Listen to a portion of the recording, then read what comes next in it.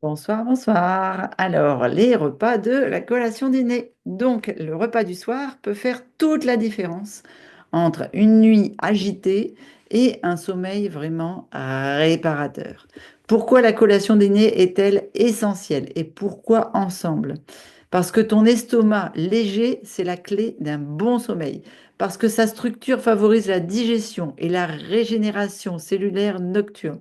Parce qu'il suit un ordre précis pour maximiser l'absorption des nutriments. Et maintenant, je vais te révéler un secret liponex. Soit tu digères, soit tu régénères. Ton corps ne peut pas tout faire en même temps. Si ton estomac est encore en digestion la nuit, et ton foie aussi par la même occasion, il ne peut pas enclencher correctement la régénération cellulaire. Donc voici la structure parfaite de ton dernier repas de la journée. Donc l'idéal étant de le prendre vers 17h30, 18h. Une entrée crue, légumes crus ou fruits crus, pris avant 19h, hein, bien sûr, les fruits toujours pour activer les enzymes digestives et préparer l'absorption des nutriments de ta collation dîner. Donc, tu peux te référer aux crudités entre 13 et 19. Un plat à base de protéines végétales, légères, surtout, c'est primordial, parce que les protéines lourdes vont venir perturber ton sommeil. Ici, on mise sur des légumineuses digestes, du tofu lactofermenté, des oléagineux bien combinés, des choses comme ça.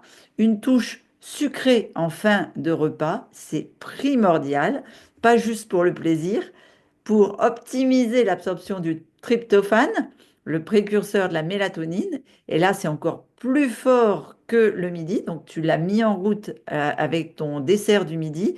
Et là, c'est le summum, en fait. C'est vraiment vers 17h, c'est les heures où tu en as le plus besoin parce qu'en plus, ton insuline est naturellement haute au niveau de ton sang puisque il est produit naturellement à cette heure-là. C'est là où cette hormone est la plus haute, donc il faut pouvoir la satisfaire. Donc le goûter est indispensable. Donc nous, on appelle ça la collation dîner. Et ça va te permettre de te garantir un endormissement facile, facile. Et surtout, comme on l'a amorcé avec le dessert du midi, tu vas avoir de la mélatonine toute la nuit. Donc tu n'auras pas de réveil nocturne. D'accord? Tu n'auras pas une nuit avec des réveils inutiles.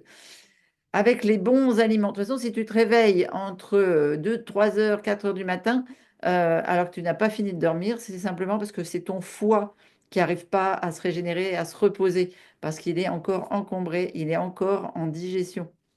Donc, avec les bons aliments, les bonnes associations, ta collation dîner devient ton allié pour un métabolisme hyper apaisé et une récupération optimale. Donc, mange léger, mange intelligent, ressens la différence sur tes nuits et ton énergie du matin, tu le verras.